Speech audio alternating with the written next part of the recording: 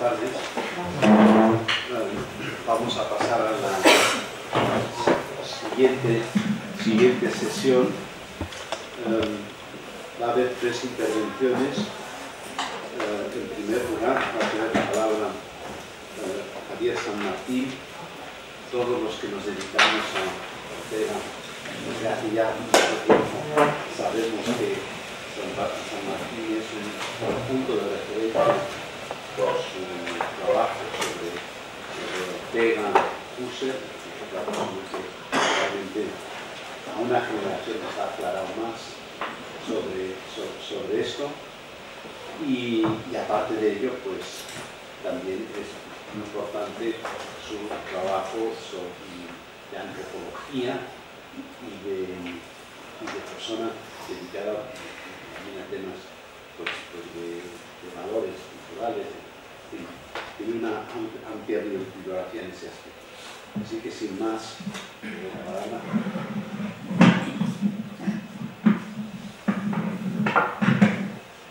Muchas gracias, Jaime, por la presentación rápida, porque andamos ya con un cuarto de hora de retraso. Y muchas gracias a los organizadores por haberme permitido participar en esta mesa que me permite volver a la Complutense, una universidad de la que tengo grandísimos recuerdos y que estimo altamente. La ventaja de estos encuentros es evidentemente encontrarse siempre con amigos y amigas de esta parte del charco y de la otra.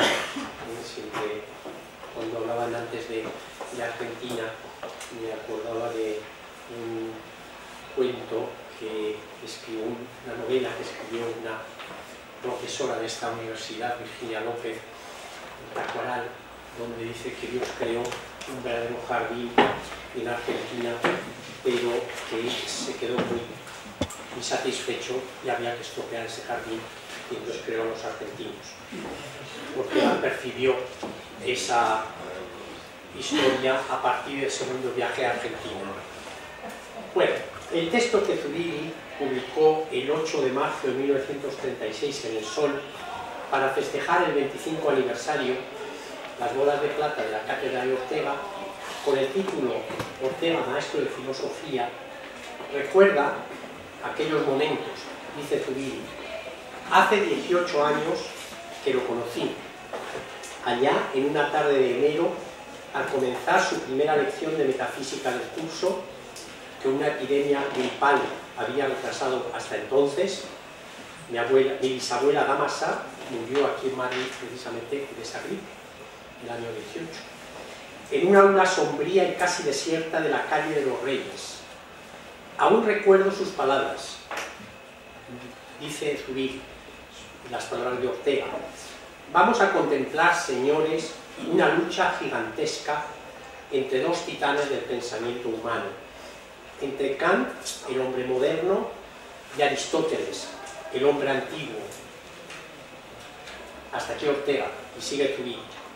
Desde entonces, la vida intelectual de Ortega no ha sido sino el decurso, dentro de su mente, de esta gigantomaquia que imperceptiblemente se iniciaba en Europa. Hasta aquí Zubiri. Al comentar este texto, nos dice Diego Gracia, a la altura de 1919 es seguro que Ortega no pretendió con ello defender a uno frente al otro, sino más bien situar adecuadamente a un tercero, Edmund Husserl, que Ortega consideraba principio y fundamento de una filosofía auténticamente contemporánea.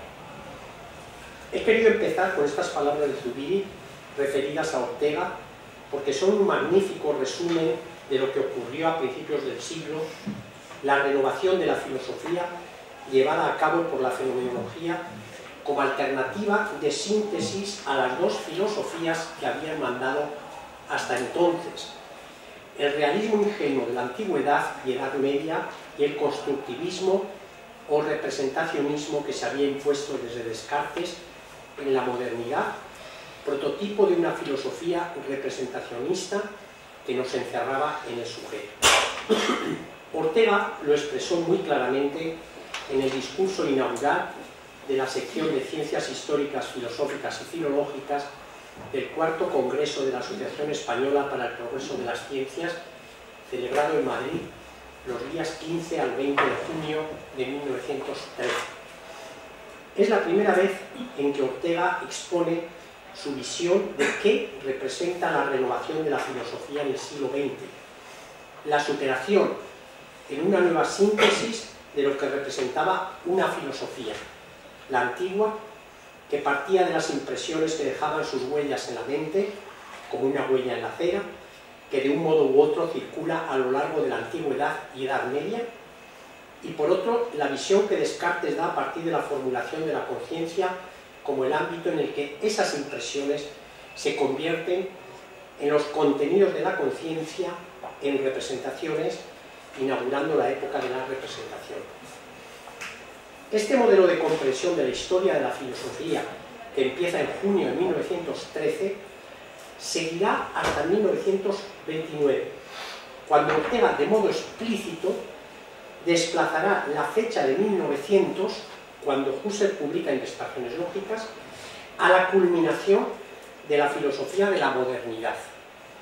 Pero hasta entonces, él, Ortega, opera con el modelo de sensación, construcción e intuición, que vuelve a aparecer en Sistema de Psicología y en El Sol, en mayo de 1924, con motivo del segundo centenario del nacimiento de Kant, donde escribe las dos grandes metáforas que después sería recogido en El Espectador 4 del 25.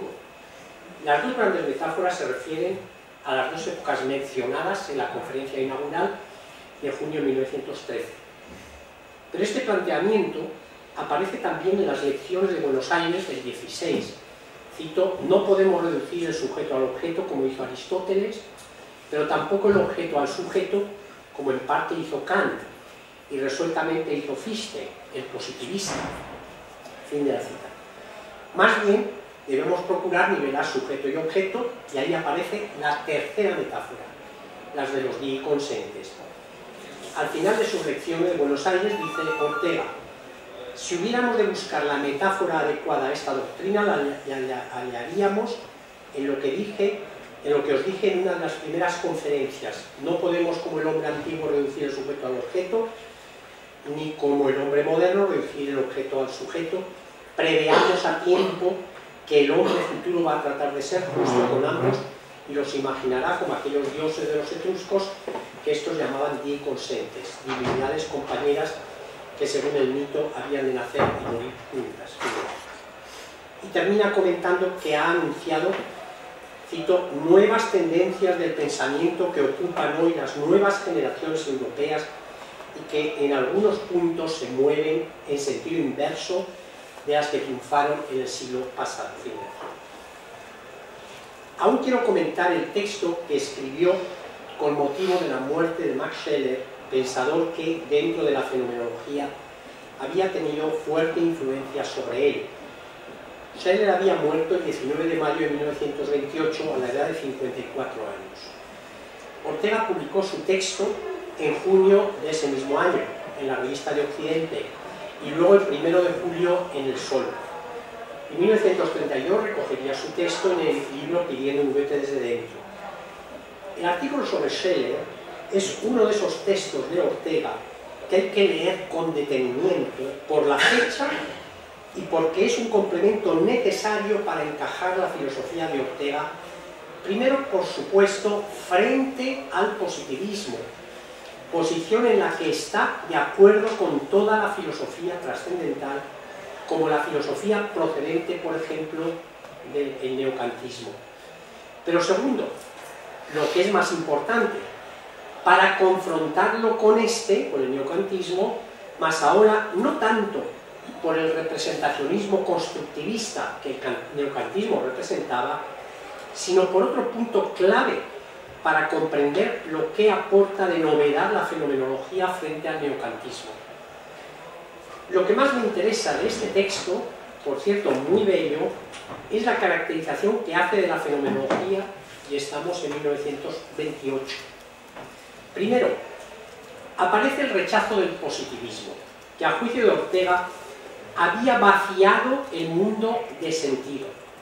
El mundo había sido vaciado por el positivismo, que consiste, cito, en una operación mental mediante la cual, pensando sobre el mundo, se logra evacuarlo, desinflarlo, pulverizarlo. El positivismo convierte el mundo en pura res extensa, con sus fuerzas atómicas que consigue complicar la materia cada vez más hasta llegar a nuestro cerebro. El mundo es una complejísima máquina ciega cuya parte más ínfima es la materia subatómica y desde ella se van generando propiedades emergentes hasta las más altas creaciones de la vida humana, que ellas también no son sino diversas combinaciones de átomos en múltiples medidas. El mundo no es otra cosa, incluidos nosotros. Cuando he citado la frase de Ortega, hablaba de, según el positivismo, el mundo consistía, dice Ortega en pasado. Yo lo he puesto en presente, porque este positivismo, en los términos en que lo he expuesto, es la filosofía más universal, actual, porque es propia no solo de una parte de los filósofos, sino de la inmensa mayoría de los científicos naturales, incluyendo ahí la inmensa mayoría de los neurólogos, informáticos, multitud de psicólogos y biólogos. Fíjense ustedes si esa filosofía no tiene vigencia. Pues bien, esa filosofía, dice Ortega, ha vaciado al mundo de su sentido. Esta palabra es una palabra, la palabra sentido, que Gustavo Bueno, en cierta ocasión, calificó de insidiosa, pérfida y capciosa, dichas en un diálogo ante mi definición de la cultura como el sentido de nuestra comprensión y valoración del mundo. Pues no es otra cosa la cultura. Esto ocurrió en Gijón en el año 2002. Para el positivismo no hay sentido, porque todo son solo hechos. Es decir, resultado de otros hechos. Hecho tomado en participio, lo hecho. No hay un modo de ser, que es la única condición para que haya sentido. Un modo de ser, cito a Ortega, cuando encontramos lo que una cosa es, ya tiene para nosotros sentido. Fin de la cita. Mientras para el positivismo, ninguna cosa tiene ser, porque solo es resultado de un hecho anterior. Y por eso es hecho, cuyo único valor será ser un eslabón en la cadena de otros hechos. A este mundo Ortega le llama frenético, porque está fuera de sí. Solo le interesaban las relaciones causales, que por causalidad parecían fijas, no arbitrarias, mediante las cuales esa filosofía positivista llenó el mundo de máquinas y terminó el mundo siendo más cómodo y seguro. Era la compensación práctica que ponía contentos a los positivistas, pensando que eran ellos quienes habían logrado esa mejora de la vida. Estamos sufriendo las consecuencias de esto cuando los que deciden los proyectos de investigación son ingenieros que pelean por las patentes, que terminan en eso. Ignoraban los positivistas que las bases de su ciencia la habían puesto quienes en absoluto eran positivistas, que veían el mundo poblado de seres que en absoluto eran meros hechos. Y aquí viene el giro.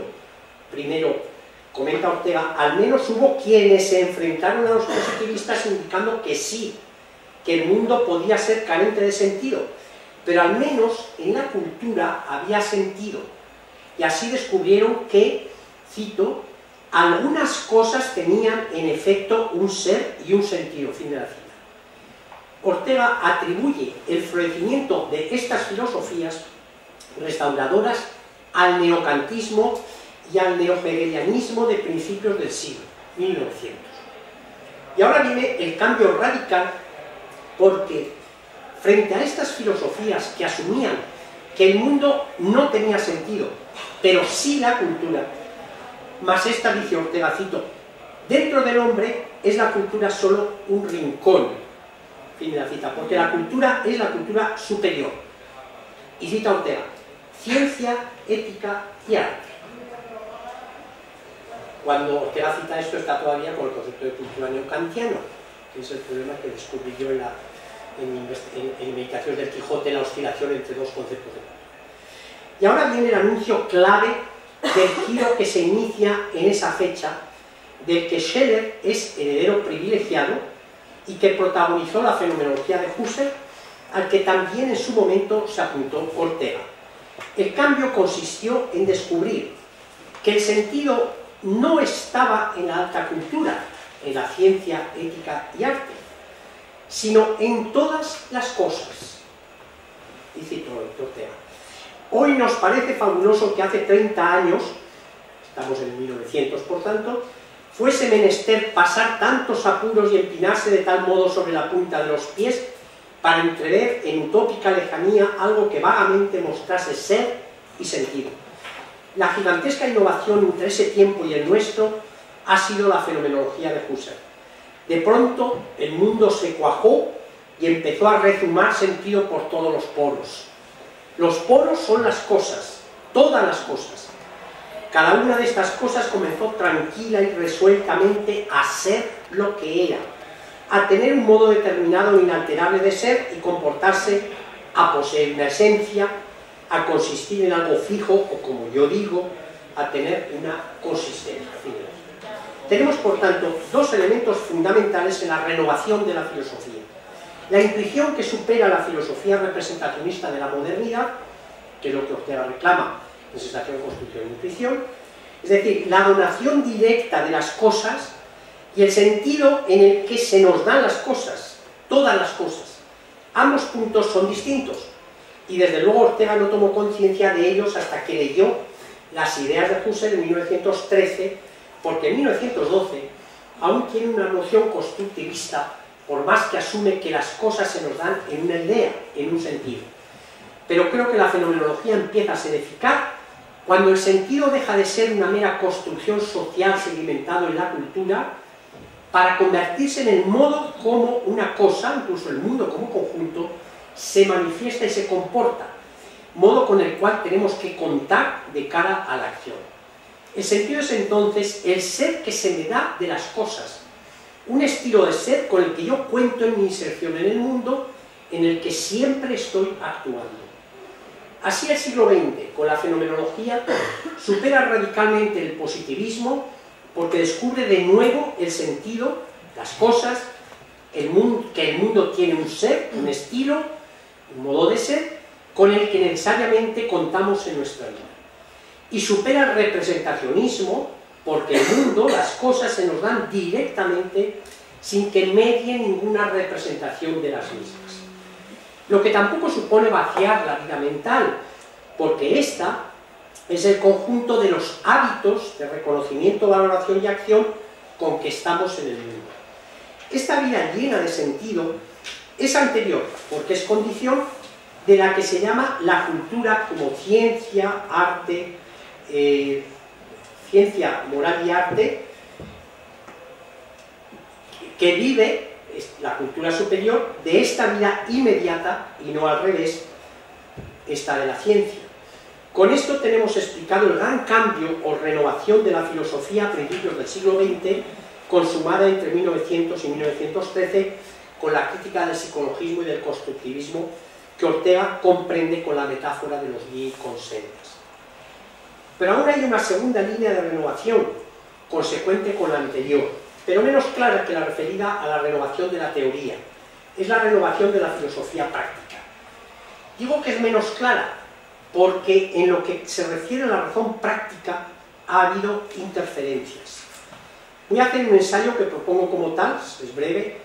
Tenemos en primer lugar lo correspondiente a esa fase que Ortega señala del neocantismo, que asume el sentido del mundo de acuerdo al positivismo, pero propone el sentido de la cultura superior en la ciencia y en la ética. Esta línea es la que ha interferido en la renovación, porque si en el conocimiento, en la renovación teórica, la fenomenología globalmente considerada ha impuesto la renovación, no ha ocurrido lo mismo en la renovación práctica, en la que creo que siguió operando el kantismo. La razón fundamental la veo en el hecho de que la ética era el reducto en que se podía combatir la reducción de la filosofía operada por el positivismo. Si después del desarrollo científico, que vaciaba al mundo de su sentido, solo la ética salvaba la filosofía, tanto que la ética en gran medida ha pasado en el mundo contemporáneo a ser la filosofía primera, por ser el reducto último de la filosofía, por tanto, aquel punto ante el cual el vaciamiento de sentido operado por el positivismo separaba, la ética de estilo kantiano ha sido la que ha predominado en nuestro mundo contemporáneo. Cabe preguntar, si la renovación teórica promovida por la filosofía, por la fenomenología, no tuvo nada que decir en ese resumen. Yo creo que sí, que tuvo mucho que decir, y lo dijo, pero ahí hubo otras interferencias importantes, o mejor, dos interferencias, que permitieron que siguiera el kantismo inspirando la ética del momento, o al menos las corrientes más potentes de la ética contemporánea. Las dos interferencias son, la primera, que Husserl no publicó sus investigaciones sobre la ética, es decir, los apuntes para una ética fenomenológica. Segundo, que quien lo hizo, que fue Scheler, los bandazos que dio en su vida y su temprana muerte impidieron que la renovación fenomenológica de la filosofía práctica entrara en el discurso, modelando o ampliando la ética kantiana en una dirección más aristotélica, por tanto en una síntesis. Me explico. La crítica scheleriana a la ética kantiana es, a su vez, al formalismo de Kant. Husserl en la ética le reprocha a Kant lo mismo, el poner detrás de la ética una voluntad pura, es decir, una voluntad no determinada por un objeto. El análisis fenomenológico de la voluntad indica, por el contrario, que la voluntad es querer algo, querer realizar un valor. La caída de Scheler se llevó también su ética, por algunas definiciones que podía haber dado a los valores, tirando así al niño con el agua de la bañera. A partir de Heidegger, dejamos de hablar de valores. Era hasta una blasfemia, dice la Carta sobre el Humanismo. Y la ética se quedó en una repetición de los principios kantianos. Solo muy recientemente se ha empezado a tomar en serio los valores, entendidos como situaciones deseables de la organización social, del cumplimiento de expectativas de la vida, etc. Pero el hecho de las interferencias o falta de desarrollo coherente entre la renovación teórica y la práctica ha llevado, en mi opinión, a un retraso en la renovación ética, o al menos a una falta de claridad de la parte correspondiente de la renovación práctica. De todos modos, en la propia trayectoria de Ortega tenemos los dos modelos, por un lado, de su perfecta comprensión del lugar que la renovación práctica tiene. La metáfora más importante de su filosofía está en relación con esa renovación práctica, la metáfora del arquero. La vida es como un arquero que apunta a un blanco, por tanto no es una voluntad pura, porque hay blanco. En Ortega no cabe la opción de una voluntad pura, porque siempre hay que apuntar a un blanco. Segundo, y como consecuencia, la vida humana está sometida al cumplimiento de sus ideales, es decir, al logro de valores. No podemos prescindir de estos. Más aún, si la filosofía es saber de ultimidades, de postrimerías, citaba Beatriz Funk, es porque solo la filosofía nos pone ante las metas o los fines. Sin embargo, a mitad de su trayectoria, Ortega echa en falta una ética, es decir, una reflexión racional sobre los criterios que han de regir en la evaluación de nuestra conducta de cara a esas ultimidades. Sin embargo, a la vez, puesto que el principio de la ética orteguiana es realizar el principio pindárico de ser el que eres, desde principios de los años 30, Ortega va a dedicar muchos textos al tema de la vocación y la profesión, porque el cumplimiento del mandato pindárico está en relación con estos puntos, ya que la vocación se cumple en la profesión. Y con ello da muestras Ortega de la dirección de su ética hacia una ética concreta de la vocación y de la profesión. Por tanto, en la misma línea de la renovación práctica, que generalmente ha quedado muy retrasada en relación con la renovación teórica. Muchas gracias.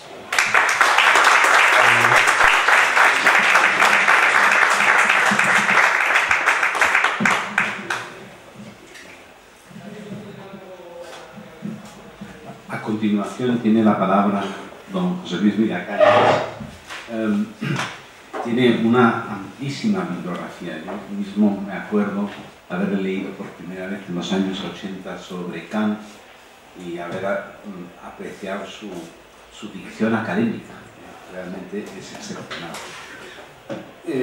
Recientemente se ha interesado mucho por Ortega, ha hecho una edición de las Meditaciones del Quijote y también la figura de Ortega está presente en la reciente historia del poder político.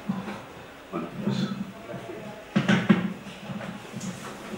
Gracias, muy amable Javier, gracias a Javier Zamora, ¿no?, por la amable invitación que me ha hecho de participar en este encuentro y de los demás organizadores, incluido naturalmente mi propio decano, ¿no?, que no por más cercano debe ser olvidado. Como siempre he escrito un texto un poco más largo de lo que merece la media hora y naturalmente le ruego al moderador, puesto que yo no controlo bien el tiempo, y cuando llegue la media hora exacta de corte y como en cierto modo me imagino que se recogerá luego las ponencias, pues ya se podrá leer el texto completo. Son 25 minutos. ¿Perdón? Son 25 minutos. Bueno, 25 minutos. No, él me ha dicho para que no haya dicho con otros poderes. No, él me ha dicho mejor. He repetido como un papá. Sí. Había un email donde decía 20 para que fueran 25. Bueno, pues la culpa sí. No, la culpa siempre es mía, pero bien. Yo por el papel de malo. Mi trabajo está naturalmente enfocado a la comparación de los dos programas filosóficos que emergen en 1914 bajo los rótulos diferentes de meditaciones y visión, ¿no? Ambos son proyectos filosóficos que van, como es natural, en busca de un alma nacional y ambos son proyectos que aspiran a lo que podríamos llamar una configuración, una ontología de la nación española o mexicana, ¿no? Son proyectos bastante diferentes, bastante diversos y como es más conocido entre nosotros al menos, ¿no?, el proyecto de Ortega, yo en mi trabajo he querido insistir fundamentalmente en la variación de Reyes acerca del particular. Alfonso Reyes es otro más de esa larga saga de escritores latinoamericanos diplomáticos que se hizo ver con Rubén Darío y que luego fue seguida por Octavio Paz y por Pablo Neruda. En cierto modo, por lo demás curioso, la cultura latinoamericana se ha ampliado al paso que se alejan las delegaciones diplomáticas. Así llegó Octavio Paz a ser un notable conocedor de la cultura hindú. Pues bien, las ambivalencias propias de la vida en el extranjero determinó la peculiaridad del primer gran libro de Alfonso Reyes, La visión de Anahuac. El texto, que ha sido llamado poema en prosa, se ultimó en el Madrid en que Ortega acababa de editar sus Meditaciones del Quijote. Y no es una semejanza trivial la de los títulos de estos dos libros. Más bien, está cargada de consecuencias y permite comprender los diferentes programas filosóficos. Frente a la meditación, Reyes propone la visión, esa primacía contemplativa que le llevó a recrear el mundo griego clásico. Si la primera actividad mental, la meditación, es puramente inmanente y nos permite pasar de la impresión superficial hasta llegar al concepto, siempre ahondando en los juegos de presencia y ocultación fenoménica, actualizando existencialmente lo latente como salvación de lo presente, la visión es más bien una actividad que depende por sí de la atracción por algo trascendente, externo. Su naturaleza utópica insiste en presentarnos una realidad ajena a todo lo que circunda la sensibilidad y la materialidad. No hay visión que no sea de algo ideal y concreto. Si Ortega intentaba en su proyecto ir más allá de las interpretaciones superficiales del libro cervantino, a través de una discursividad conceptual, una elaboración de teoría de los géneros, Reyes nos ofrece una invitación al éxtasis. Aquí domina siempre una atmósfera sobre la subjetividad. La visión está unida a América y más concretamente a México, porque aquella es la región más transparente del aire. En América, y solo allí, se ve la utopía, un mundo que no existe en la elementalidad de las impresiones, pero que no por eso podemos dejar de ver. Ortega no deseaba captar meramente la idea, sino que perseguía su mediación a través de la sensibilidad, a través de los escorzos, como algo que no se ofrecía más que atravesando la realidad con el amor intelectual. Él quería poner en relación a lo kantiano intuiciones y conceptos, y así, al comprender lo defectivo e imperfecto de las intuiciones, provocar en los españoles la disciplina de la reflexión. Reyes se concentra en un espectáculo casi ensoñado, en una escena originaria, que no es ni la de Moctezuma ni la de Cortés, sino una que la engloba a ambas, en el momento mismo del instante del encuentro, del cruce de miradas, de la transmisión de los poderes. Ese instante es el de la utopía épica, pero también el de la legitimidad ideal. Frente a Ortega, que reside la épica en el muñón de héroe que cada uno porta consigo, para Reyes la epicidad está incluida en la objetividad de la visión. Mejor que nadie dibujó esa épica objetiva que Diego Rivera al proponer la portada de la revista Sabia Moderna.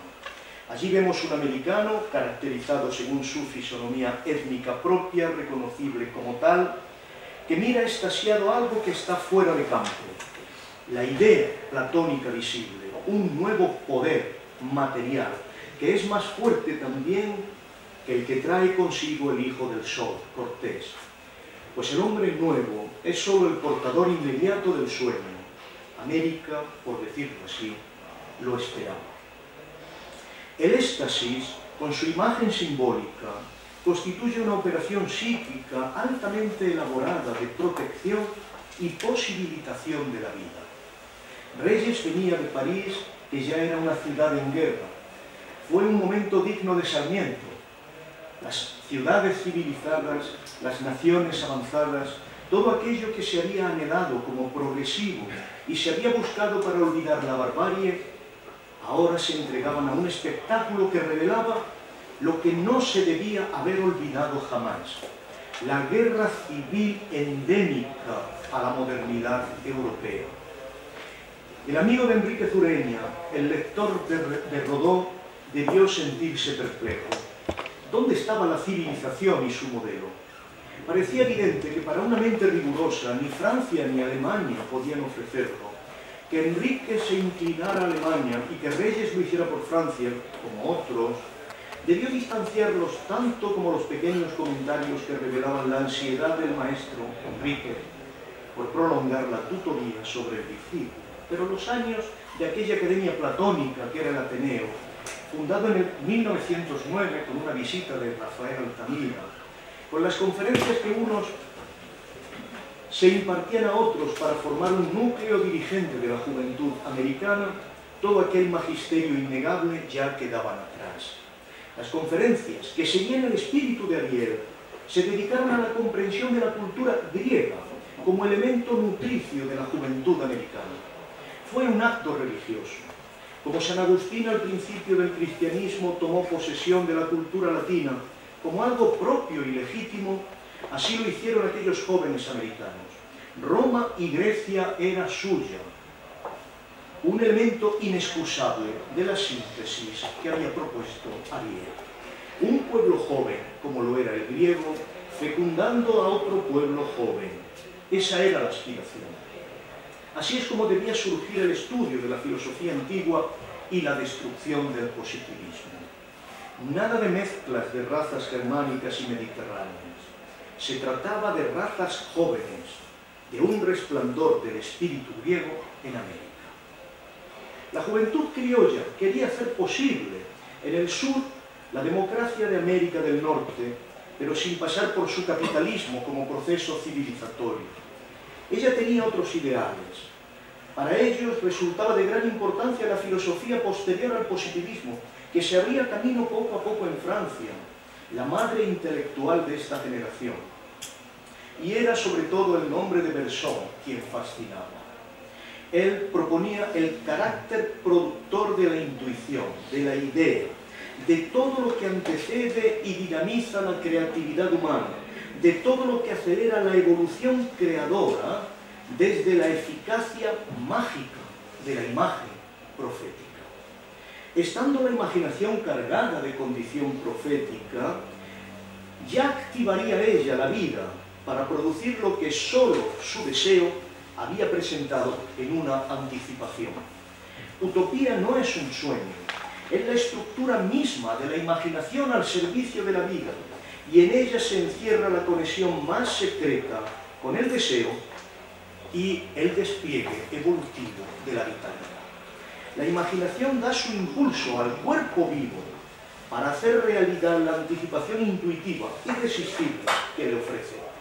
Así comprendemos la función vital, afectiva, concentrada y operativa del éxtasis. Reyes, por Bergson, siempre estuvo en la filosofía de la vida. La forma de poner a América biológicamente, democráticamente en movimiento, sería a partir de esa intuición, de esa anticipación ideal por la visión. Esta utopía era la misma que durante siglos habían puesto en circulación los peregrinos y marineros, aquellos aventureros europeos que marchaban a América. Fue Bergson quien inspiró de forma directa el ensayo germinal de esta época primera de Reyes, la sonrisa. Bergson y Spinoza, obviamente, y con él ese conjunto de filosofemas que permiten aproximarse a la ironía, a lo que el romanticismo tenía y tiene de insustituible y liberador. Ese escritor que se encierra en su caverna y sigue escribiendo más allá del dominio universal del mundo ficticio de imágenes. No hay nada más alejado de la imagen que la visión. Eso es lo más concentrado de la sonrisa de Reyes, lo que fractura el mundo social, por homogéneo que sea, y nos reconcilia con la soledad. La sonrisa es solitaria, dijo tan pronto como 1912, mientras que la risa es social, afectiva, contagiosa, una acción social altamente irracional, mimética, de masas. Por la sonrisa, el ser humano no entrega la soberanía interior a nadie. En ella se expresa aquello que de insobornable tiene el ser humano, y por ello en la sonrisa brilla el espíritu. Entonces pudo Reyes encontrar en la sonrisa la clave para la diferencia entre Caliban y Ariel, una que ya no podía apuntar meramente a Norteamérica. La risa estruendosa, la carcajada, pasó a ser la señal no tanto de un poder satánico, como quería Baudelaire, sino sencillamente de un grado demasiado elemental de la vida espiritual. Y todavía más lejos, la tristeza espinosiana aparecía como la clave de un ser humano dependiente. Se podía poner en relación esto, como es obvio, con los análisis de Ortega acerca del rencor, acerca de la tristeza, acerca de la imposibilidad de un pueblo por elevarse al amor intelectual. Caliban no tenía, en el fondo, la categoría de Caliban se aplica extraordinariamente bien a la forma en que Ortega ve a España en la meditación del Quijote. Caliban no tenía un solo registro y desde luego también permitía identificar al colonizador. El mito de la tristeza del indio, por el contrario, no era para Reyes sino un hecho histórico, dependiente de su dependencia. La tristeza podía desaparecer. Allí comparó la sonrisa a la flor por primera vez. Sabemos que la flor es el emblema de México, porque hizo de ella, de la flor y de la sonrisa, no una actitud cínica, sino la última presencia brillante y plena de un proceso orgánico. fuera un proceso de la tierra o un proceso orgánico del hombre. Bergson había encontrado en ella la última forma evolutiva, la vivencia de la trascendencia en la inmanencia. La sonrisa es más bien compañera de la animalidad que ella conmueve sutilmente, pero que también la hace trascender por encima de sí. Sin aquella no tiene objeto. Cuando los ojos ven bajo la sonrisa, alcanzan la visión. En un texto, Reyes habla de la primera sonrisa del niño como el momento profético del adulto. Le ha nacido el Dios, dice. Lleno de sentido, dijo que la sonrisa no puede ser eterna, como la visión. Ambas pertenecen al instante. Su libertad tiene necesidad de vincularse a la naturaleza, pero ella se encarga de que esta obediencia voluntaria no sea definitiva. Reyes ha buscado el equilibrio, en todo caso, y ha usado la sonrisa para reivindicar, y este es el punto, los derechos de lo no existente, la negatividad, lo que está por venir. Por eso el que sonríe ya está viendo el futuro. No ha pretendido hacer de ello el monopolio del ser humano. También la flor del futuro, del fruto. Otras fuerzas de la Tierra y del universo también reivindican los derechos de lo que no existe. Pero el ser humano lo simboliza de forma central, porque él mismo es un ser que todavía no existe. Lo que aún no existe, dice Reyes, ha tenido un hijo, se llama el hombre. Es una paradoja, pero parece que ha sido afirmada por todos los que han reflexionado sobre el estatuto de la humanidad. Ella está aquí para exigir que lo que no existe realice su derecho a existir. Aquí ancla la imposibilidad que comprendemos siempre en los textos futuros de Reyes para vincularse a un poder que se comprenda como definitivo o que aspire a serlo, porque es demasiado consciente de su ilegitimidad. Como veremos al analizar Visión de Anahuac, el mito azteca sabía algo de esto. Mientras tanto, la clave de todo reside en que no existe Caliban sin Ariel, materia sin espíritu, naturaleza sin sonrisa. No existe la gnosis.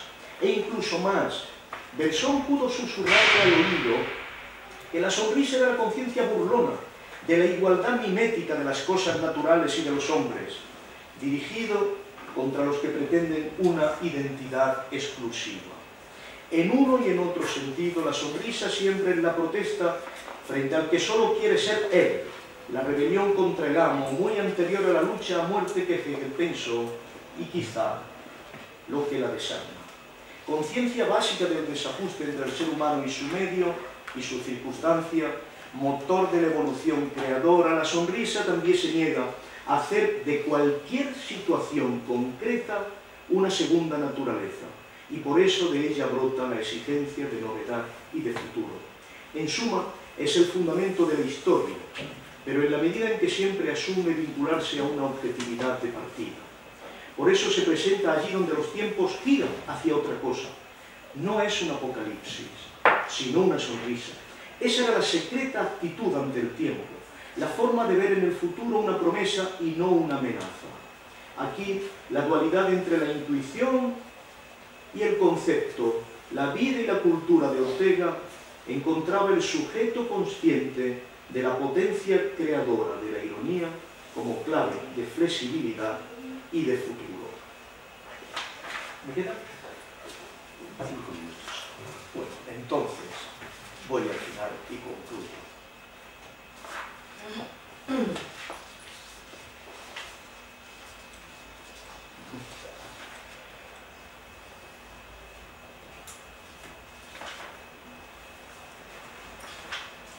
Visión de Anahuac tiene como estructura temporal la del instante eterno, y ahí Cortés es ya para siempre tan espectro como Moctezuma. Este encuentro ya forma parte de lo irreparable, que quiere decir sencillamente de lo imborrable. Cito, y fue entonces cuando se produjo la envidiable hora de asombro. Ahí se reduce todo. Pero en esa concentración máxima del instante se encierra un núcleo denso de pasado y de futuro que puede expandirse. Allí podían leerse las cosas de encantamiento que cuentan en el libro de Amadís, como escribió Bernal Díaz del Castillo, y allí podían verse los siglos de ilusiones de los libros de caballerías. Pero también podía presentirse la angustia de Moctezuma, su plena conciencia de estar detentando un poder de forma ilegítima. Pero por ahora Reyes prefiere hablar de los testigos perennes de ese encuentro. La flora exhibe entonces mejor que la literatura la naturaleza del encantamiento americano. Ahí está la orquídea, esa flor mágica que no tiene raíces, pura trascendencia, y que organiza sus pétalos como la madre de una sonrisa, símbolo mágico del espíritu, que está por encima de todas las servidumbres voluntarias o involuntarias y de todos los poderes ilegítimos, porque así, injustos, los torna a ella, tan pronto se dirige a Todopoderoso. En realidad, la flor era a la tierra lo que la sonrisa es a la omnipotencia de la realidad. Ambas son triunfadoras y espirituales. Una deja brillar el fondo infinito y tenebroso, arcaico y magmático de la tierra. La otra es, como dijo en un manuscrito tardío, un desquite del espíritu contra el desorden del mundo. Esta es el signo de lo noble y lo precioso, siempre anhelante de lo que la sonrisa encierra, lo nuevo, lo libre. Ella quiebra el orden voluntarista y patético del poder y muestra la inconsistencia última del mundo, su fragmentario sueño. Sobre esa flora comparada con ella, los asuntos humanos adquieren la fragilidad y la estabilidad necesaria y se convierten ellos también en naturales. Alguien ha dicho que la primera mirada sobre Anahuac es como un paseo por la feria de la ciudad del presente. Metrópolis la ha llamado desde el inicio de su texto Alfonso Reyes. Las flores permanecen, lo demás va y viene. Ahí está el sincretismo de la mirada y de la palabra. Dioses, mercado, palacios, sacerdotes, monjas, emperador, unidad municipal. Desde el principio, dejándose llevar por una realidad que es más poderosa que los hombres y que por eso forja tradición e historia. Cortés, paseándose por esa feria del mercado, es casi un turista atolondrado y su verdadero tiempo es un eterno presente muy cercano al que acoge ciertos cuentos de Kafka y de Borges. Uno de ellos podría ser ese final del segundo epígrafe donde se resume: 4 veces el conquistador anónimo intentó recorrer los palacios de Moctezuma, 4 veces renunció fatigado y sonriente. Así pudo experimentar el carácter inasible, indomable de un poder que no era humano. Y acabo finalmente. Cuando empezamos a despedirnos de esta visión, no podemos sino preguntarnos dónde queda el valor superior de la sonrisa, el anuncio de una libertad que no puede fijarse, que ha de estar por encima de todo lo formado y visible. Por mucho que hayamos perseguido una figura y que en ella hayamos identificado un presente eterno, no debemos dejar de preguntarnos dónde ejercemos el supremo derecho de la distancia. Esa sonrisa de Reyes se ejerce al señalar que ni se cree en, cito, las perpetuaciones absurdas de la tradición indígena, ni tampoco se fía de que sobreviva eternamente la española. Por mucho que ese presente genere eternidad, no elimina la historia, sino que es historia concentrada. Su estructura es pensar ese momento en que irrumpe el cambio y genera la historia. Esta es la tesis central de Visión de Anahuac. Algo que no deviene, instantáneo, estático, es la sustancia misma de la historia, la que hace posible la novedad, el cambio. Pero la ironía descubre que nada puede ser el último. La visión es solo de un escenario. Lo que reconoce la visión es que, sea lo que sea aquello que sobrevenga, lo hará sobre la tierra y la flor, el cerco de las montañas y la amenaza de los azules del agua. Ahí reside lo suprahistórico, no es lo intrahistórico. Lo que se ha de repetir en cada momento eterno, lo que ha de suceder cuando ni la cultura española sobreviva sobre la faz de México. Pues incluso entonces, los seres humanos formarán una comunidad, acogidos por el cerco de montañas, inclinados al esfuerzo de domeñar nuestra naturaleza brava y fragosa, esfuerzo que es la base bruta de la historia. Lo relevante aquí no es la sangre, y la crítica ha hecho bien en sugerir que en Reyes las razas no son relevantes, sino el esfuerzo conjunto en que se produce la cooperación material sobre la faz de la tierra, generando un alma común. Doña Marina, invocada al final del libro, sugiere la disponibilidad a la cooperación de las razas de ayer con las razas del futuro. No es un mestizaje esencial, como en Meditaciones, lo que aquí se busca, sino el que imponga la historia abierta de la humanidad. Que este esfuerzo no tiene fin, eso anuncia la sonrisa, la fuerza humana compañera de la utopía, la obediencia a un mandato anclado en la sustancia misma del deseo del ser humano de habitar la tierra. Y en efecto, lo que hemos visto tras el relato de Reyes, lo que hemos sido invitados a ver, es algo semejante a lo que describió Bunyan en El progreso del peregrino, el libro más importante del calvinismo americano, donde se cuenta la historia de un peregrino que huye de la miseria y la violencia europea en busca de su propia utopía.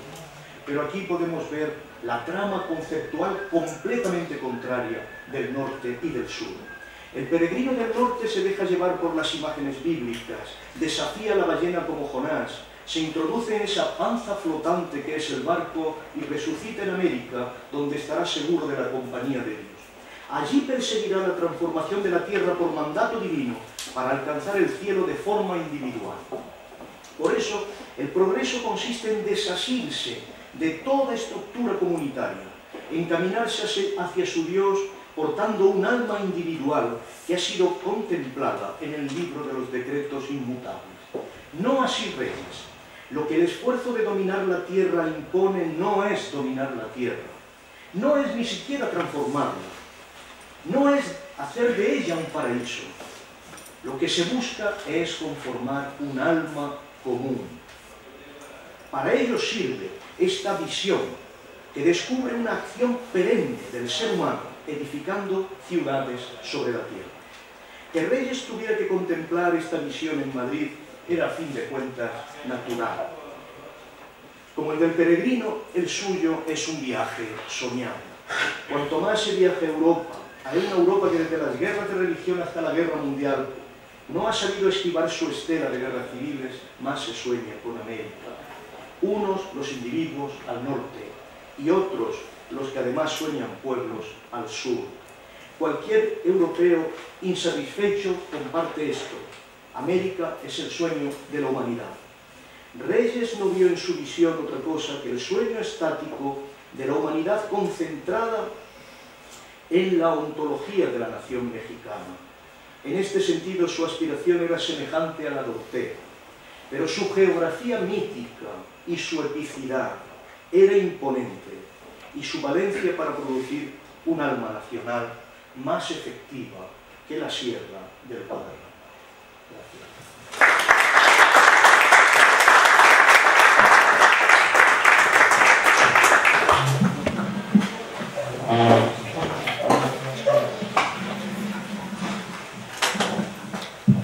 Muchas gracias.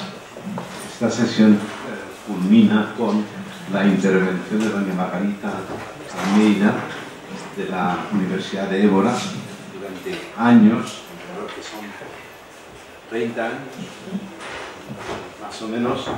Los orteguianos españoles hemos sabido que teníamos una orteguiana portuguesa que nos ha seguido, nos ha invitado muchas veces, ha publicado y nos ha alentado con su ejemplo y su buen hacer.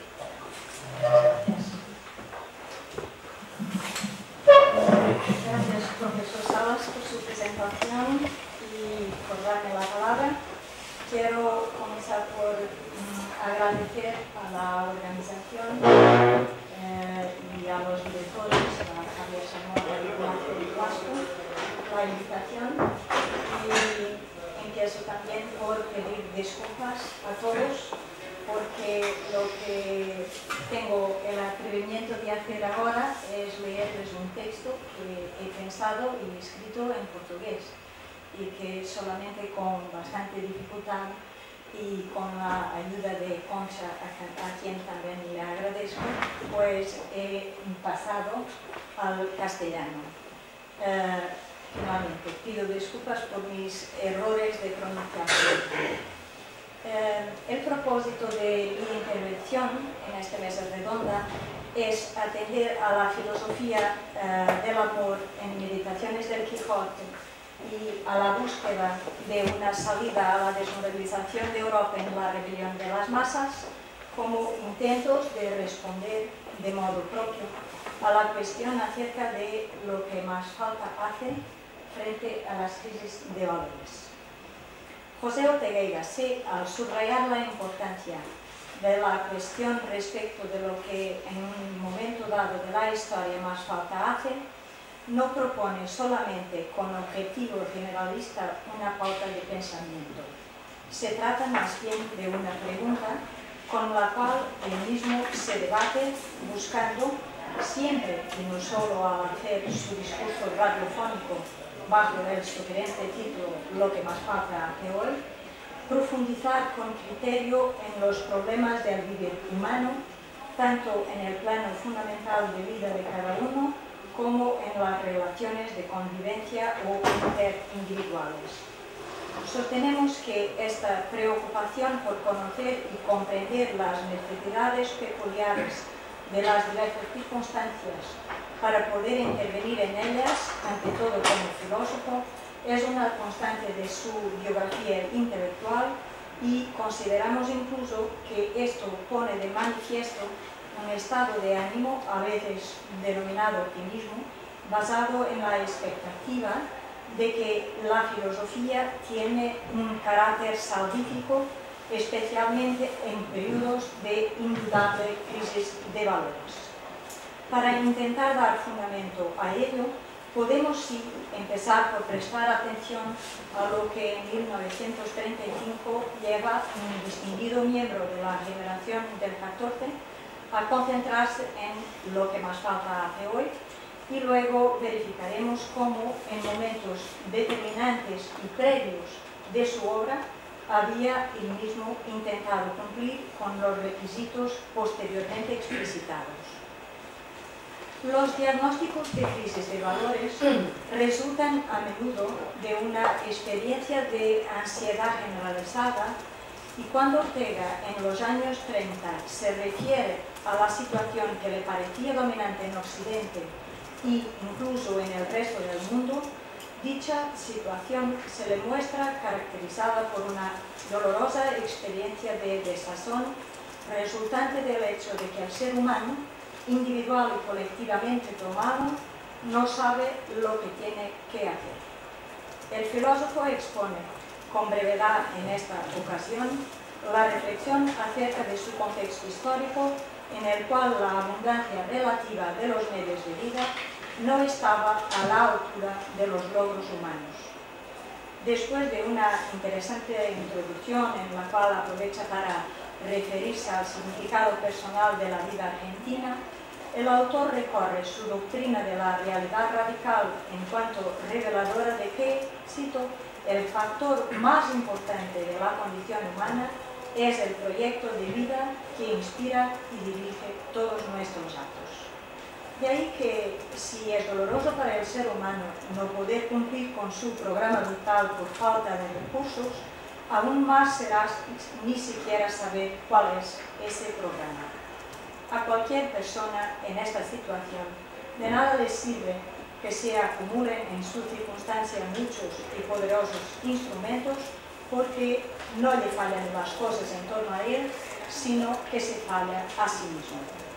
Se es a sí mismo estorbo y radical dificultad.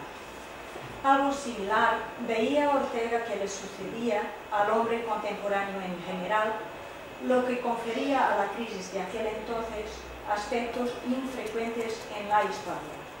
Para superar una tal crisis hay que preguntar qué hacer, lo que va contra la corriente, porque el problema está justamente en que no se sabe qué hacer o qué ser.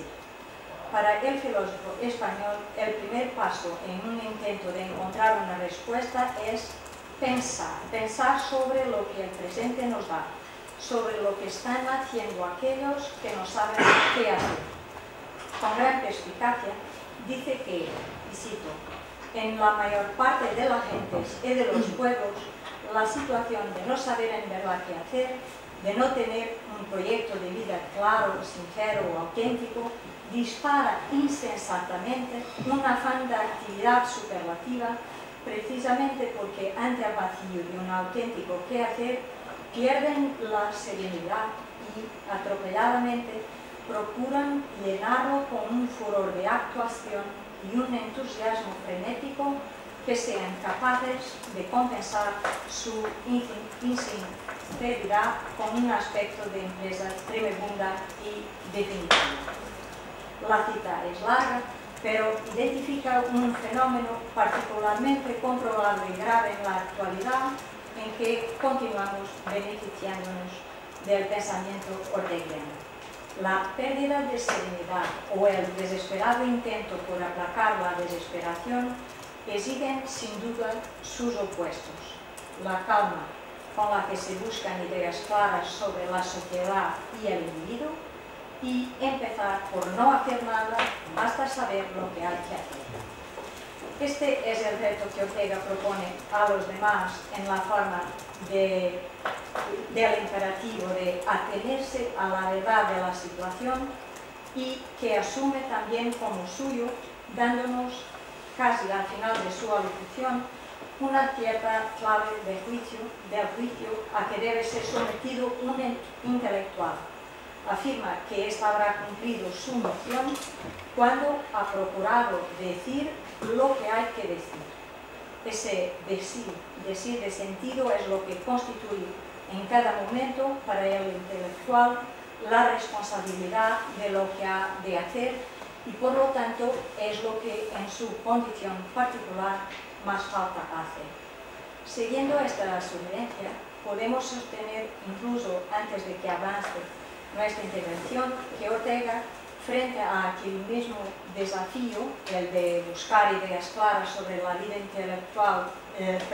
la vida individual y colectiva, ha certificado con su filosofía la capacidad reflexiva que distingue a los seres humanos.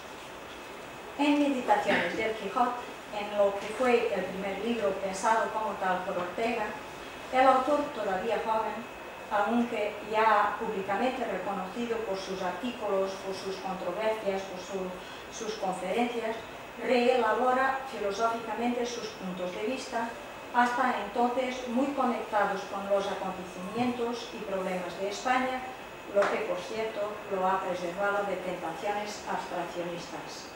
Sin abandonar sus preocupaciones con la realidad nacional inmediata, el libro de 1914 traduce, sin embargo, un nuevo nivel de pensamiento, el cual, si bien puede apreciarse en muchos aspectos y doctrinas, hoy queremos tomar en cuanto al carácter, si se puede decir, amoroso del esfuerzo filosófico allí realizado y al cual se une inseparablemente el sentido del tema de nuestra intervención.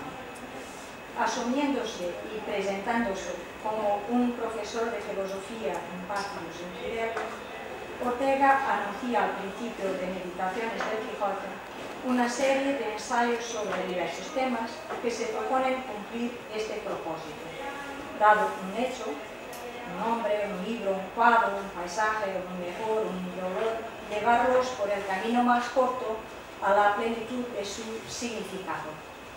En contraste con la pluralidad visible de sus contenidos, los ensayos han sido introducidos como pertenecientes a un mismo tipo de trabajo que Ortega define con el recurso a la expresión de Spinoza, amor intelectuales, por considerar que en cada cosa hay una indicación de una posible plenitud y que el amor, que es amor a la perfección del amado, es el afecto característico de la actividad intelectual cuando toma sus objetos con la intención de revelar la plenitud o perfección de estos. Las meditaciones pretenderían, pues, salvar todo lo analizado al ponerlo en relación con las corrientes elementales del espíritu. Ortega las caracteriza como, cito, lo que un humanista del siglo XVII hubiera denominado salvaciones, de citación, y a lo largo del texto usa el sustantivo salvación y el verbo salvar para traducir la búsqueda del sentido pleno de un tema o una realidad. Por este camino, por modesto que fuera el tema, se pondría en evidencia lo que en él hubiese de imprescindible y de íntima compenetración con el ser humano. El autor de estos ensayos de amor intelectual, para delinear su actitud investigadora, contrasta esta con la tradicional actitud de los españoles, que le parecían afectados sobre todo por un hábito de curiosidad, mostrándose incapaces de fundirse con el universo. Ortega recomienda como un antídoto contra esta situación una tendencia intelectual en que preconiza el deseo de comprender todas las cosas en relación entre sí con nuestra vida y explicita su intención de contagiar a sus compatriotas su sed de comprensión, de sentido, ayudándoles a formar nuevas facetas de la sensibilidad favorables a una moral abierta, tolerante y dirigida solamente por requisitos de veracidad. Para Ortega, quien critica de paso todas las concepciones utilitarias como perversas, la comprensión es un imperativo y también un deber primario de una moral integral a que la filosofía viene casi imperceptiblemente a vincularse en cuanto a aspiración constante a una intelección comprensiva de todas las cosas o, como la define, ciencia general del amor. Así Ortega presentaba la justificación no solo de las meditaciones del Quijote, sino también de las potencialidades salvíficas de la filosofía, en el marco de las cuales uno puede entender la tesis de la necesidad de dirigir la meditación hacia lo que está cerca de nosotros y de evaluar la importancia de la conciencia de nuestras circunstancias. El hombre, dice, escribe en 1914, rinde el máximo de su capacidad cuando adquiere la plena conciencia de sus circunstancias. Por ellas se comunica con el universo. Así abre una reflexión sobre la circunstancia que tan decisiva va a ser en toda su obra posterior.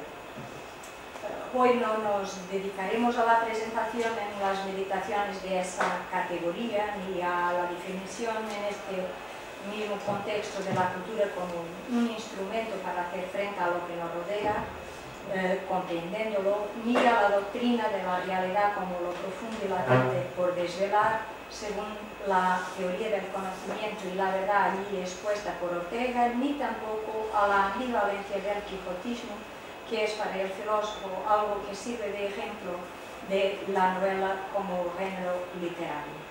En verdad lo hemos hecho en otros contextos anteriormente. Lo que sí queríamos hacer aquí era sugerir, sin adentrarnos siquiera en el libro, en el texto del libro de 1914 y en su tejido de múltiples hilos, que en una etapa fundamental de la obra de Ortega, las meditaciones son un ejercicio basado en la concepción de la filosofía como una actividad que, gracias al amor intelectual, es capaz de llegar a lo esencial y salvar al ser humano, puesto que la circunstancia es un factor de su realidad personal y, por lo tanto, aquel, el ser humano, depende de la salvación o búsqueda del sentido de su circunstancia. Aunque sea muy rápidamente, ante el tema de esta mesa redonda y atendiendo al pensamiento orteguiano como forjado y enfrentado a ciertas crisis, no podríamos dejar de mencionar La rebelión de las masas, que consideramos una obra ilustrativa del esfuerzo por exponer lo que más falta hace en un periodo en el cual Ortega analiza la crisis europea como un fenómeno de naturaleza esencialmente moral y cultural. Si en España invertebrada el autor había resistido en nombre de un correcto enfoque, como dice, de los problemas españoles, a lo que ya consideraba demasiado tentador tema de la crisis de la vida europea, al final de la misma década, el tema previsto allí tendría, en la rebelión de las masas, un tratamiento más amplio y iba a proyectar internacionalmente, como sabemos, el nombre del filósofo madrileño. Ortega busca, en el famoso libro de 1930, delimitar los riesgos de degeneración del futuro europeo basándose en la denuncia de un fenómeno creciente de ausencia de esfuerzo y obligaciones que caracteriza la vida vulgar del hombre masa, un ser que, preso de su egoísmo, se siente perfecto, no aspira a nada, no quiere conocerse ni acatar normas. De ahí su inercia. Nota que, más que la determinación cuantitativa, caracteriza a la masa. Cerrado en sí mismo, solo interviene mediante la imposición de opiniones o queriendo guiar a la sociedad sin tener capacidad para ello con el recurso de la acción directa. Al identificar la inconsciencia, la ingratitud y el desaprovechamiento de las posibilidades vitales por un hombre que utiliza los productos de la civilización y sin embargo se comporta como un primitivo rebelde que desconoce sus principios y sus medios, el filósofo lanza una alerta decisiva contra diferentes formas de barbarie que lamentablemente la historia insistiría en confirmar. Es sobre todo en la segunda parte de la rebelión de las masas donde la reflexión orteguiana sobre la Europa de su tiempo revela la desolación causada por el hecho de que diversas naciones afectadas por el predominio del hombre masa adoptan también su comportamiento típico de falta de respeto por las normas. Pero, según Ortega, en ausencia de un conjunto de reglas a que atenerse, un pueblo, como un ser humano, se desmoraliza y va a la deriva precisamente debido a la falta de un programa de vida. Así que, desde su punto de vista, Europa necesita superarse a sí misma y con este fin aclarar la cuestión de quién manda y quién obedece. La rebelión de las masas es, después de todo, un esfuerzo para dar respuesta a ello. Defiende que mandar y obedecer no se confunden con la fuerza, la violencia o la acción directa, la única forma de intervención de que la masa es capaz. Mandar y obedecer corresponden, eso sí, a un ejercicio normal de autoridad que presupone un estado equilibrado y este, a su vez, una opinión pública con vitalidad suficiente para limitar el poder de quien está en el mando, evitando el intervencionismo estatal y al mismo tiempo estimulándolo a la adopción de horizontes supranacionales. En el último capítulo de La rebelión de las masas, Ortega considera que el análisis que por sí mismo llevó a cabo sobre el hombre masa, un cierto tipo de europeo que niega la civilización en la que nació y por otra parte es un parásito de ella, desemboca en la verdadera cuestión así formulada: ¿qué insuficiencias radicales padece la cultura europea moderna? He aquí, sin duda, la gran cuestión para Ortega, porque el deficiente modo de ser de la masa se deriva en última instancia de carencias culturales. La respuesta a esta pregunta, nos parece, no se da tanto en el libro de 1930, en el que el autor intenta comprender la crisis europea como aspecto principal de esa circunstancia, como en el todo de su obra filosófica, que, con fines claramente pedagógicos, contribuye al entendimiento no solo del ejemplo de vida inauténtica que la rebelión de las masas presenta, sino también de las exigencias educativas y culturales que deben presidir la vida personal del ser humano, cualesquiera que sean las crisis que en ella sobrevengan. En el pensamiento orteguiano, en definitiva, la filosofía, en cuanto a esfuerzo por clarificar lo real y las relaciones humanas, en cuanto a actividad de búsqueda de principios y razones, en cuanto a modo de vivir que pretende justificarlo todo y llevarlo a su sentido pleno, como en 1914 han planteado las meditaciones, permite una posición crítica y exigente ante las crisis y, como toda la cultura, nos salva de morir de ahogamiento, porque aunque la vida es naufragio, como dijo Ortega en un momento dado, podemos, gracias a nuestra facultad axiológica, inseparable de la racionalidad vital histórica, discernir entre los valores de la vitalidad versus la inercia, del amor versus el odio, de la magnanimidad versus la superficialidad y la esterilidad, y de la nobleza versus la vulgaridad. Gracias.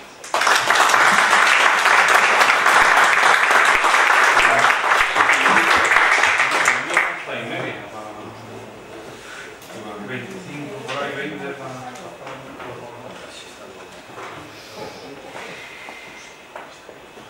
Yo si no pero vamos, ¿queréis primero palabra? Puedo hacer una pregunta superficial. Y profunda también. No, va a ser superficial. Hacia usted, porque claro, la fuerza filosófica yo no la domino. Y quiero saber si por si acaso ha encontrado usted en los papeles de Alfonso Reyes un comentario sobre la sonrisa de Ortega. No lo encontramos. De cualquier modo, el escrito sobre la sonrisa es anterior al conocimiento que tiene Reyes de Ortega. Es un escrito de 1912, es un escrito además prácticamente de autoproducción, que va acompañado de algunos dibujos extraordinariamente sencillos, ¿no? Acerca de que representan, por ejemplo, ¿no? a Moctezuma mirando un cometa, o que representan algunos grabados que contienen canciones náhuatl mexicanas, ¿no? Desde ese punto de vista no cabe la menor duda de que obedece a un estrato autónomo de evolución cultural de Reyes, conquistada desde 1509 en la fundación del Ateneo de la Juventud, donde la influencia de Bersón es decisiva. Una versión que Ortega naturalmente había conectado en un momento determinado también, bastante pronto, pero que Ortega finalmente desde 1908 a 1914 apenas va a celebrar de nuevo de forma anónima en una pequeña referencia que hace en la revista España como el actual maestro de Alemania, pero esa referencia no la firma, la firma como editorial, pero no la firma. Y en todo caso, él propone ahí algunas definiciones que no son completamente laudatorias sobre la figura de Bersón. Creo que lo califica como una fábrica de indeterminación.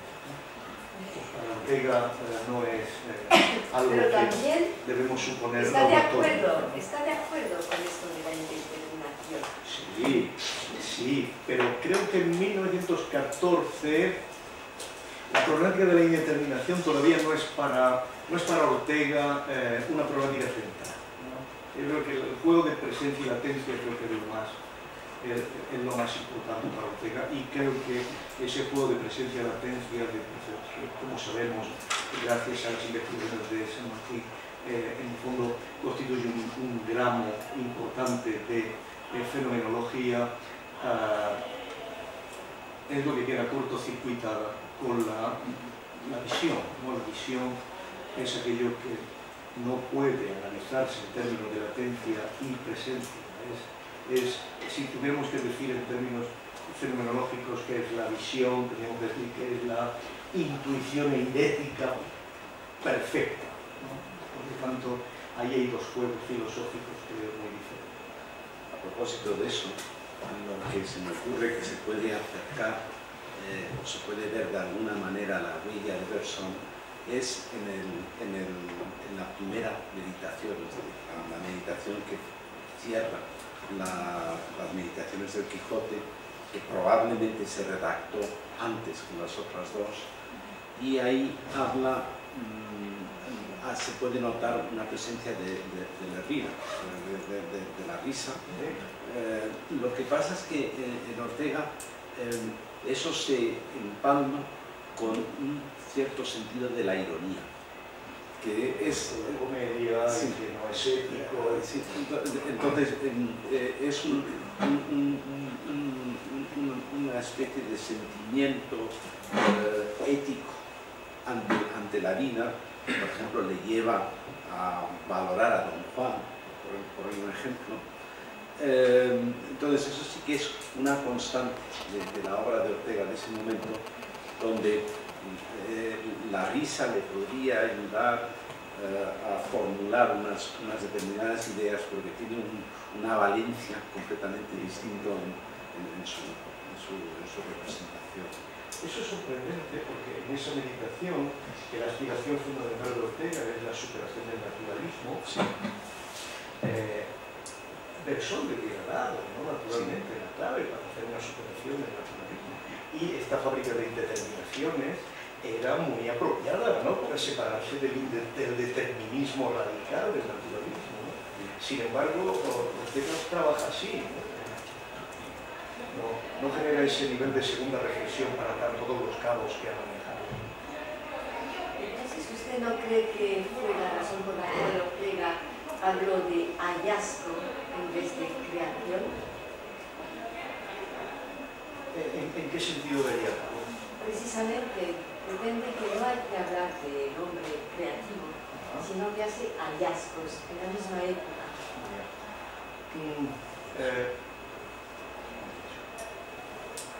Claro, es lógico que Ortega en esta época privilegie el hallazgo sobre la creatividad, y esto es también contrario al espíritu bersoniano.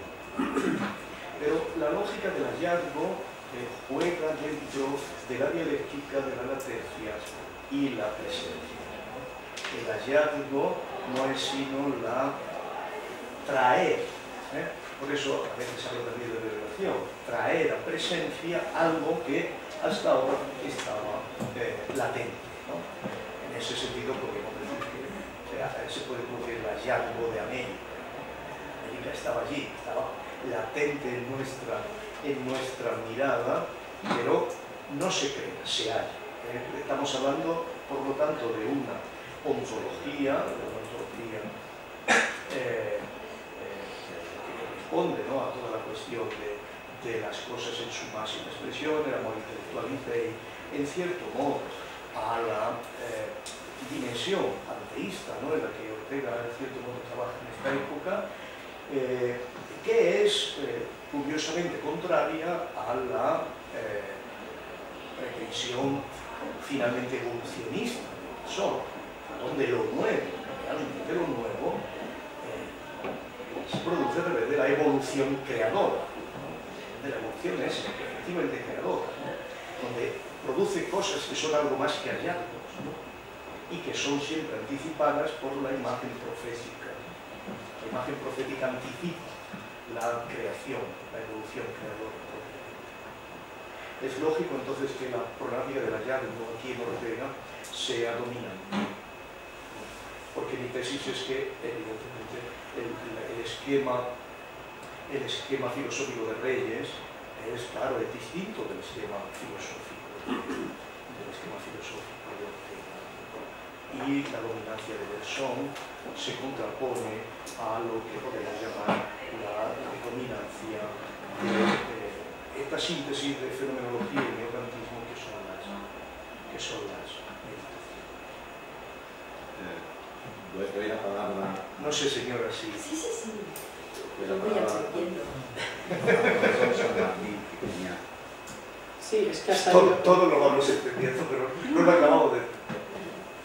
Los comentarios que habéis hecho sobre esto son muy interesantes, pero tal vez yo creo que Meditación y Quijote son muy complicados porque yo insisto que es un libro muy complejo por las dos épocas en que está redactado, y justamente el tema de la creación es uno de ellos, ¿no? Y está también en relación con el héroe, que tú has citado una frase, que el héroe es el muñón épico que tenemos, y ahí aludiendo a la noción de héroe épico, cuando en la meditación preliminar el héroe no es el héroe épico, sino el creador de cultura, que no es épico, que la creación cultural no es épica, es ordinaria. Y ordinaria, es decir, en la vida ordinaria es el que no quiere repetir un modelo de cultura y crea uno nuevo, que puede ser muy sencillo y no es nada héroe, porque no es el héroe de la meditación primera. Y en relación con eso, es que en la meditación preliminar, una frase muy importante de Ortega, el acto específicamente cultural es el acto creador de sentido. Y entonces, no es, y claro, eso, pero por otra parte, eso es difícilmente compaginable con la noción de verdad como aletheia, que es revelación y descubrimiento. Entonces, esos conceptos que es difícilmente de compaginar entre sí, esa es la segunda reflexión que tú decías, que hace que el libro pues sea un libro inestable, porque hay conceptos inestables, entre ellos creación, revelación, descubrimiento, son problemáticos, ¿no? Y eso en Meditación del Quijote yo creo que es una de las razones que le hicieron a Ortega no seleccionar ese libro para la edición alemana, y nunca debemos olvidar eso. Ortega no seleccionó ese libro para la edición alemana. No es casual, evidentemente.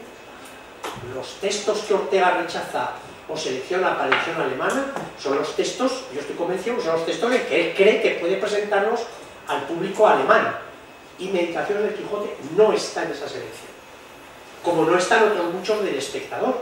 Él hace la selección precisa del Espectador, que es el tomo primero de la edición alemana. Y es muy importante ver qué textos selecciona Ortega, porque yo creo que son los textos con los que él quiere presentarse ante los alemanes. Y Meditaciones no está. Por eso lo veía más paradójico. No, claro que lo es. Meditaciones del Quijote se había presentado entre nosotros como el traer la ciencia alemana a España, y con una cita inicial de Hermann Cohen. Y por lo tanto hubiera sido completamente... Claro, pero tiene esos años internos, ¿no? Hubiera sido una devolución de la deuda presentar este libro en Alemania, diciéndole, en el fondo esto lo habéis hecho conmigo, ¿no? Sin embargo, yo lo que creo en eso es que es un libro que desde luego no se escribe sin la terminología, sin Nietzsche, sin todas las Nietzsche no se escribe nunca nada. No hay, de ahí el peso es enorme, pero está hecho para su público. Y entonces realmente no es un libro en ese sentido de filosofía académica, es un libro de comunicación a un público. Creo que eso explica por qué es un grandísimo libro y sin embargo también muestra unas limitaciones desde el punto de vista puramente filosófico. Pero eso quiero entenderlo todavía más claro. Es que ¿no se atreve a publicar ese libro en Alemania por las limitaciones? No, prefiere no llevarlo a Alemania porque en el fondo su pensamiento no estaba consolidado y no estaba tan definido, y él es consciente, es decir, cuando escribe las Meditaciones de Quijote muy previsiblemente, es bastante claro que la última parte, el tratado sobre la novela, es algo que ha escrito 2 años antes, lo añade al final, y las otras 2 partes las escribe después de leer la idea suya y, bueno, y también las investigaciones lógicas. Entonces, él está buscando un público español y está buscando de alguna manera dinamizar el público español e interesarlo por la política del momento.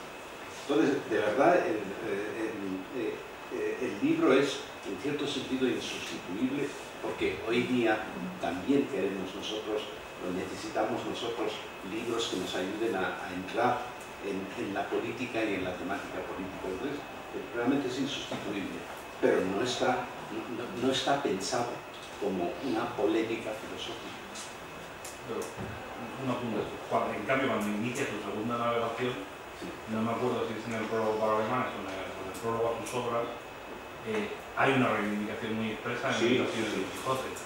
Bueno, de unas tesis. Sí, de unas tesis. Claro, ese dato es muy importante. Es que ahí en la historia de Meditaciones del Quijote en relación a Heidegger, hay que tener en cuenta la conversación que cuenta Gauss en su texto sobre las profecías, cuando discute con Ortega sobre qué libro es más importante, si el tema de nuestro tiempo o Meditaciones del Quijote. Ortega le dice que es el tema de nuestro tiempo, que es donde está su filosofía, mientras Meditaciones del Quijote es un ensayo que es ciencia sin prueba. Pero cuando Heidegger publica Ser y Tiempo, Ortega se da cuenta que en Meditaciones del Quijote ha adelantado algunas tesis de Ser y Tiempo. Y entonces ocurre al revés. En el prólogo para alemanes dice exactamente lo contrario.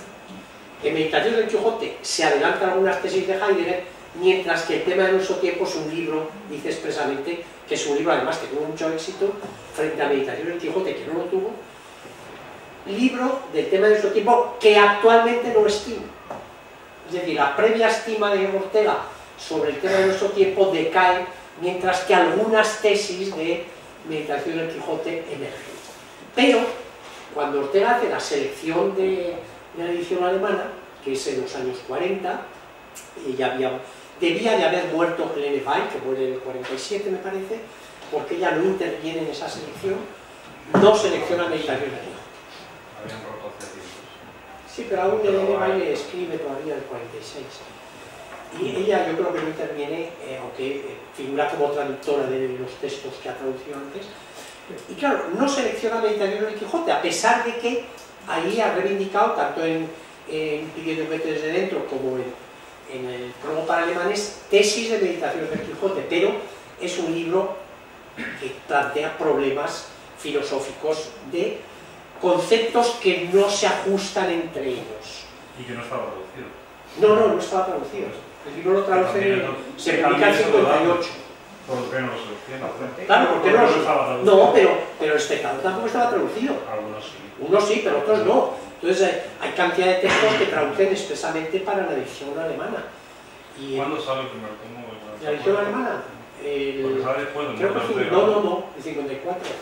54 y 55 salen los 4 primeros volúmenes seleccionados por Ortega. Y luego añadieron el quinto y el sexto, el quinto de escritos políticos, una selección de escritos políticos, ya no hecha por Ortega, y el sexto, que es El hombre y la gente, y que es filosofía. Y eso ya sale en la segunda edición, que es de 78. Es evidente. Yo me toco permanentemente en Buenos Aires, en Argentina, con el problema de cómo la gente se adueña del texto de Ortega. Es decir, Ortega da un texto, manda la rebelión de las masas y nosotros lo interpretamos desde otro ángulo. Prueba está que en la prensa salen esas interpretaciones y permanentemente te encuentras con este problema. La audiencia, el que recibe el texto, ¿qué hace con ese texto? Porque recién, yo te diría, en los años 80 empieza a estudiarse Ortega desde el punto de vista filosófico en serio. Mientras tanto, todos estos textos han circulado en conferencias, en la prensa, en interpretaciones políticas, y cada uno hace lo que quiere.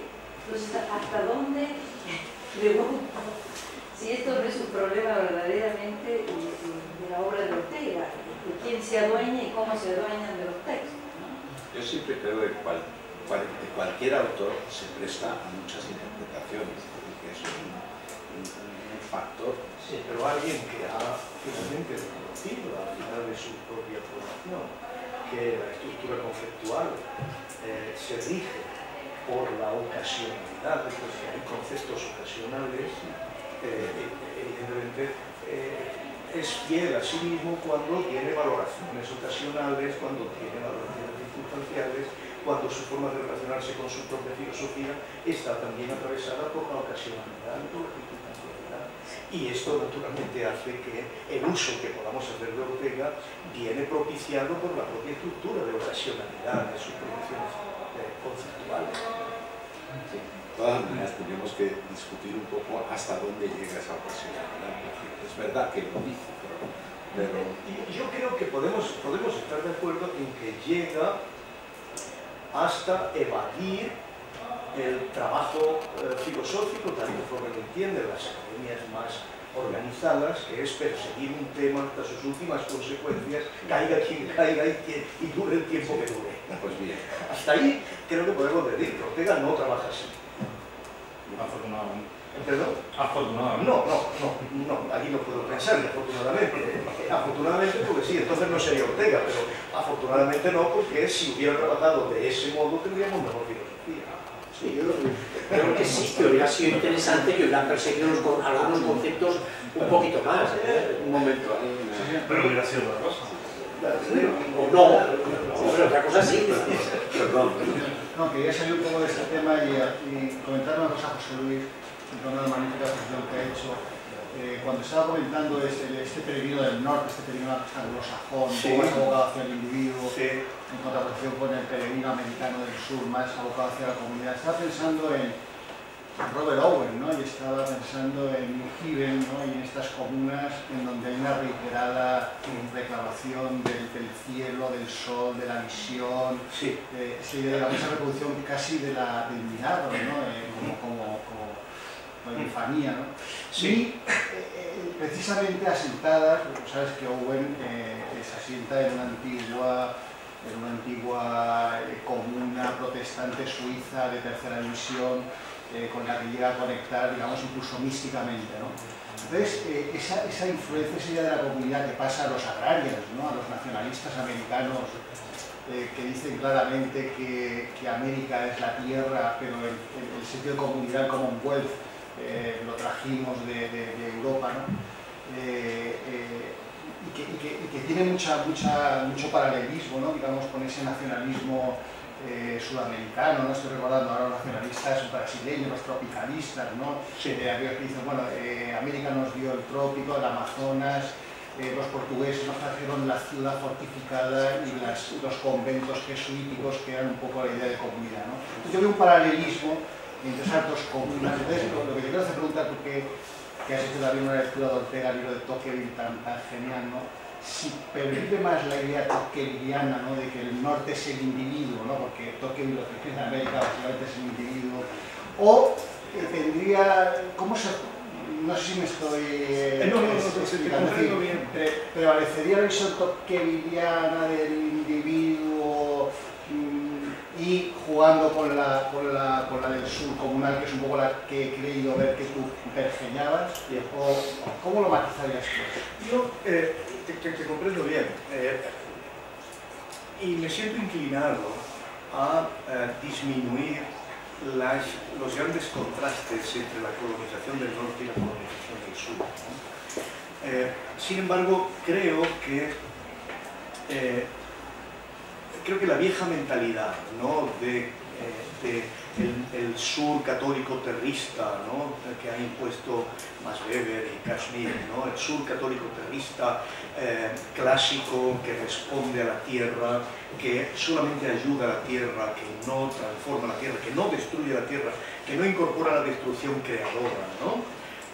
Mientras que el norte es el norte alrededor de un mito de super transformación de la tierra. Creo que eso no funciona, ¿no? Aunque en la época funciona, ¿no? El calimán del norte es aquel que no respeta, ¿no? Mediante la máquina no respeta el ser íntimo de la realidad. Pero yo creo que la cuestión está íntimamente relacionada con el pionero solitario, ¿no? O el pueblo común, ¿no? O empresa que tiene que llevar el pioneer en solitario, acreditado ante su propia certitudo salutis, al modo weberiano, o bien el pueblo como respuesta a la totalidad de la tierra. Y creo que esta es la diferencia en la que tenemos que insistir, porque ambos son transformadores. Ambos son transformadores. El pioneer rotura el bosque, rotura la selva y funda la casa, y la casa es una casa utópica, es una casa que también puede ser comunitaria, que también puede ser sectaria. Pero lo que se desprende de la mirada, de la visión de Anáhuac, es una tierra, es una imagen getiana. O sea, no podemos ser reyes en Gueto. Es una cita del momento del Fausto, un pueblo libre sobre una tierra libre. Entonces, si os acordáis, esa imagen viene a los ojos de Fausto cuando proyecta de una manera enloquecida el barco del agua, ¿no? Eso es lo que ese movimiento mítico de desecar la laguna, de desecar de México, ¿no?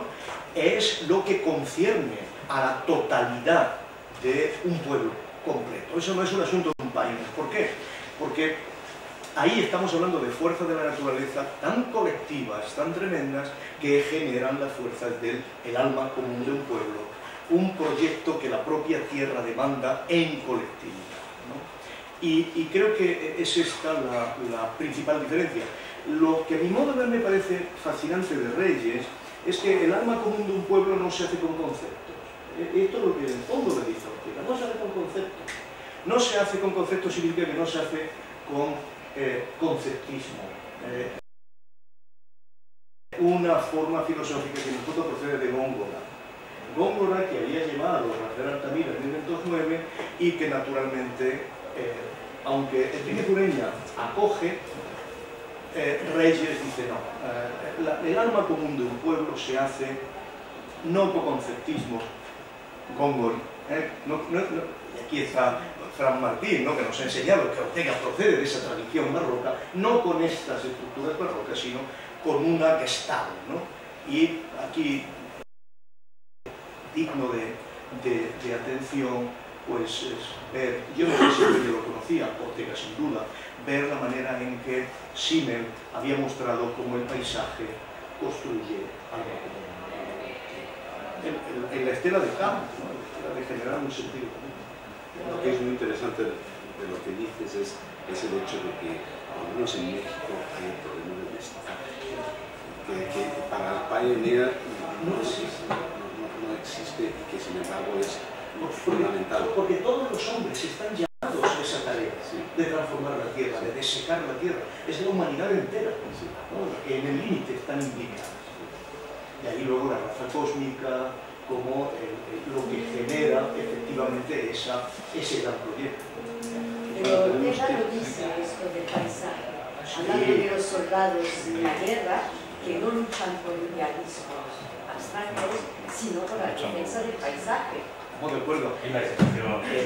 Y la forma en que Ortega se aproxima al paisaje de Zuloaga, claramente.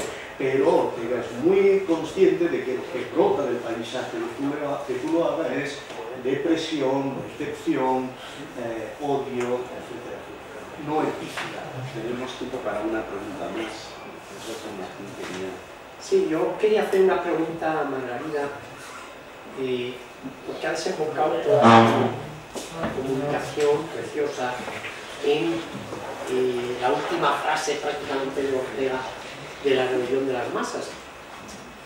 La verdadera cuestión, y además ha dicho que la respuesta está en toda la obra de Ortega.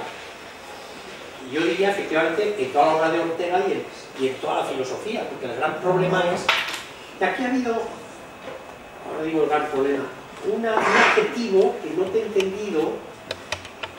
La verdadera cuestión es las insuficiencias radicales que padece la Europa, no sé si has dicho futura o pasada o presente. He dicho cultura. Ah, la cultura europea.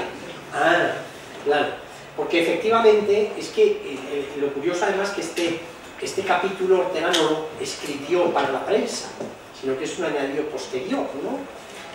Y se nos deja ahí. He dicho cultura porque incluso lo que me parece es que toda su obra tiene esa misión pedagógica de buscar la riqueza cultural y entonces responde con esa tesis. Claro. Hay momentos particularmente críticos porque no es la crisis el problema, que como lo dice, pues la historia es hecha de crisis, pero lo preocupante es cuando se vive un momento en que los actores no tienen cómo proceder y entonces pues no hay cómo sobrevivir a la crisis. Claro. Y eso es lo que impone una misión pedagógica. Todos cuantos tengan la capacidad de ayudar a discernir nombradamente entre valores, entre opciones, entonces su obligación particularmente si es un intelectual es hablar de eso con propiedad, o sea, decir sentido y ayudar a los demás a transformarse en creadores de sentido. Pero yo el problema que veo de esa frase es que Ortega pregunta ¿cuál es la insuficiencia radical de la cultura europea para producir el hombre masa? Y incluso más allá, ¿cuál es el problema de la filosofía que es incapaz de crear una sociedad que no produzca el hombre masa? Porque es la confesión del fracaso de la filosofía. Filosofía que había fracasado en la modernidad y filosofía contemporánea que vuelve a fracasar.